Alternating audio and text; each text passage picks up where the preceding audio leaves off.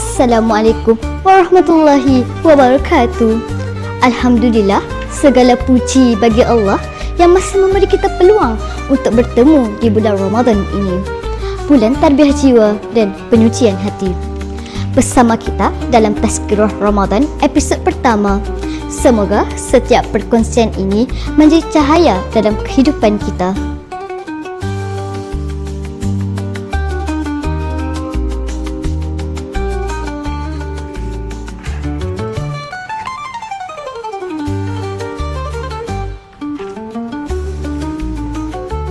Bulan Ramadan merupakan bulan istimewa di dalam Islam, di mana umat Islam akan berpuasa di bulan Ramadan untuk mendekatkan diri mereka dengan Allah. Keutamaan bulan Ramadan ini ialah termaktub dalam semua hadis dan ayat Al-Quran. Ia juga bukan sekadar mengajar kita tentang menahan diri daripada makan dan minum. Ia juga mengambil kesempatan untuk mendekatkan diri dengan Allah.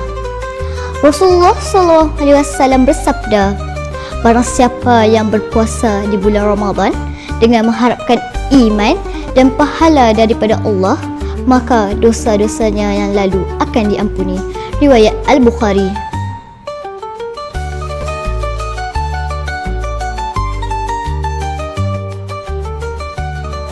Semoga setiap perkongsian ini memberi manfaat dan peringatan buat kita semua.